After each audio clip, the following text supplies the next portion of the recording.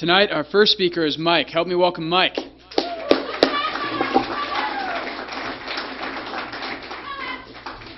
Hi, everybody. My name's Mike Bennett. I'm an alcoholic.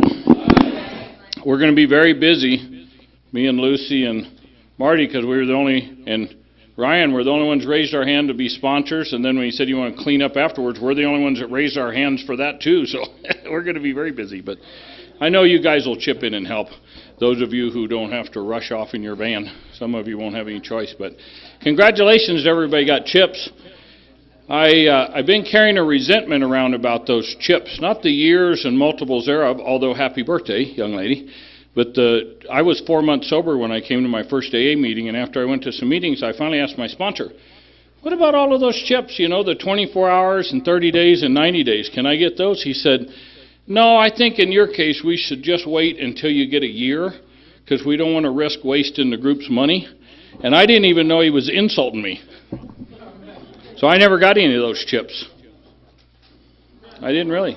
Yeah, that's okay. You can say, oh, all of you together. Yeah, very sad.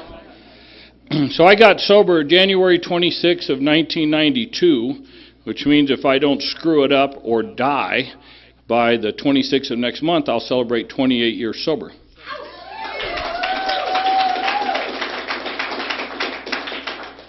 And it's nice to be invited to be the 10-minute speaker. Although, this is one of my favorite meetings in the world. 25 years ago, I built this podium in my garage. This used to be my home group, and I was very active in this group for over a decade, and then I moved to South Alabama, and can you tell?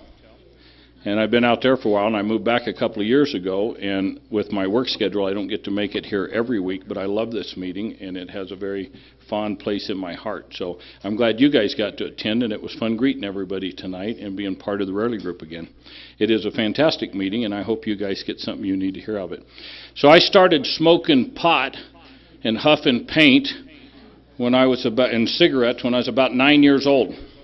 And I've only got 9 minutes to talk because they said I can't use up any of the main speaker's time because I'm not sober long enough, I guess. I don't know. So anyways, I started out on drugs. I only started out on drugs because I was a little kid and that's the only thing you could get on the playground. I'm so old you could buy a joint for 50 cents on the back of the playground when I was 9 years old. And Newport cigarettes, everybody had them, so they were free to me. And huffing paint, I mean, that was easy because, you know, anybody could get paint back then. But around 11 years old, I got in so much trouble with that, I got shipped off again. I grew up in foster care system, so I was in and out of different families' homes and in and out of the state facility, and I would go back to my crazy parents' house once in a while, which was a terrible experience, and I was glad when they would get in trouble and CPS would come get me and ship me off again because I could get a break from the craziness of that house. And but at 12 years old, I wound up with some people that drank, and that's when I started drinking, and I didn't do any more drugs for a long time after that because I didn't need to. Drinking did what I needed it to do. And I was afraid of going to jail. People didn't really go to jail for drinking back when I was a kid, even for DUIs. There were many times I got stopped down here around Mayer and Black Canyon City where I finished growing up after I was 12 years old and older, and the cops would tell me to go home, drunk, driving. They would just tell me to go home and stay off the roads the rest of the night. And so you could get away with things back then. You can't do that today for sure. But anyway, so I drank really just kind of casually from 12 to 16 because how much booze can you get when you're 12 years old? It's not a lot. But at 16, I got in a position where I could get, well, you guys could apparently, because you're seeing the humor in that. Yeah, you weren't hanging out where I'm hanging out. That's what that guy's thinking. I got a lot of booze when I was 12. So. But anyway, by the time I was 16, I could get booze anytime I wanted. And from then until I was 26 years old, I drank almost every day. The only time I wouldn't drink is if I was out in the mountains working where I could not get alcohol. Otherwise, I was drinking all the time. And by the time I was, 18, 19 years old, I was drunk mostly every single day. At 26 years old, I had already been married twice, and I had 2 children from 2 different women, and I had lost 57 jobs. Now, I know that sounds like a lot, and I'm not talking about weekend jobs where you help somebody out. I'm talking about jobs where you get a real W-2 at the end of the year for your taxes. 57 jobs by the time I was 26 years old. I got a lot of quit in me, I promise you that. if things didn't go right and they weren't fine. I always hated people talking about perfectionism when I got to Alcoholics Anonymous because I didn't understand it. I thought perfectionism was something that you just would stay at the same thing and you would do it and do it and do it and do it until you got it perfect. I thought that was perfectionism. Until my sponsor said, if it's not perfect, screw it. And then I knew I had perfectionism because that's the way it was with me. Anything in my life, if it wasn't perfect, screw it. I moved on to something else. And that's the way I lived my whole life. I'd already been divorced once. I had a new wife with a new baby, and I decided I was going to quit drinking forever again for the fourth time, and I made it 30 days, and then I got drunk again, and I couldn't stand being drunk anymore. I was 26 years old, and so I decided to quit drinking again forever, but I was not going to come to Alcoholics Anonymous because I didn't understand it, for one, and I really didn't think I was an alcoholic. I knew there was something wrong with me, and I thought there was something wrong with me mentally. You guys told me out in the world that I was an alcoholic because of the way I drank, but here's what I knew. I knew you were wrong. When I drank, sure, I would get in trouble if I drank too much. But when I quit drinking because I got in too much trouble, after a period of time, I became so miserable sober that I couldn't stand living with me or you, either one, and somebody had to go. And eventually, the only way I could stand to exist in this life was to drink. It was the only thing that made life bearable for me. So I know it looked like I had alcoholism, but you were wrong. That's not what was wrong with me. My case was different. I got sicker the more sober I got, and when I drank, I got relief. About halfway through my second drink, everything would come together and it would get perfect. It only lasted about 8 seconds, but it was the best 8 seconds of my life.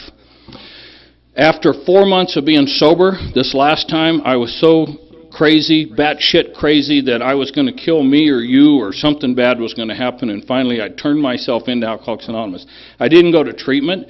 I didn't have insurance, and nobody had any money. I didn't have a choice. There was no going to treatment for me. I couldn't get counseling for what I thought was my mental issues, so I went to Alcoholics Anonymous because it was free. And I figured if it didn't work, I'd have money to drink, right? My second or third AA meeting, an old-timer said to me, or he said to the group, he said, if drinking's your problem, stop drinking, and when you stop drinking, your life should get better. When that basket comes around, put a couple bucks in it and tap dance out of here a happy man. But when you quit drinking, if your life gets worse, maybe we can help you. And that was the first time in my life I identified something changed in my brain, and I thought somebody understood what was wrong with me. Maybe this guy knows what's wrong with me. And I'd like to tell you, I asked him to be my sponsor and did everything he told me, and everything was wonderful, but it didn't work that way. I was in the back of the room just waiting for this shit to be over so I could head out of here and not get caught with the prayer and the hand-holding and hugging and all that bullshit. I just wanted to get to my car and go. And he caught me in the parking lot and appointed himself my sponsor. Within, I'm going to say 9 weeks of him being my sponsor, I was 4 months sober. I was in AA about 9 weeks after that.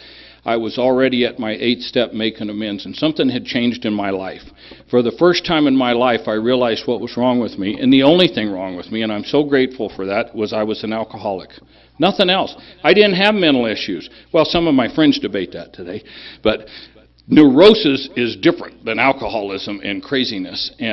But I was about 9 weeks into AA. I had surrendered to the idea that I couldn't drink anymore, and without drinking, my life was miserable. I gave myself up to you guys and decided to try doing what you were suggesting. My sponsor had me write an inventory so I could uncover and discover the truth about myself and start getting clean a little bit. And then I started making amends and cleaning up the mess I'd made of my life. I was walking down the road 10 feet tall, and I felt like $1,000,000. I could face everybody that I had ever known because I was doing what I was supposed to be doing. After that, I started working with new people, putting my hand out and doing just like my sponsor did, offering to be of assistance to people. And I've been doing that now for almost 28 years, 27 years, 11 months, 12 days, 14 hours, 23 minutes, and 13 seconds, right? If we're counting. You got to keep track of that because they might get a retirement program someday, and we don't want to get screwed out of our time, right? And I'll tell you something, 28 years may not impress you, but it impresses the shit out of me because I'm not a guy that could stay sober for 28 minutes. And I've been sober for almost 3 decades. The only thing I've ever had, the only therapy I've ever had has been in Alcoholics Anonymous. I did what they asked me to do, and I kept doing it. Because of that, I'm still sober today. I'm looking forward to my birthday, and I hope you guys enjoy the main speaker. Thanks.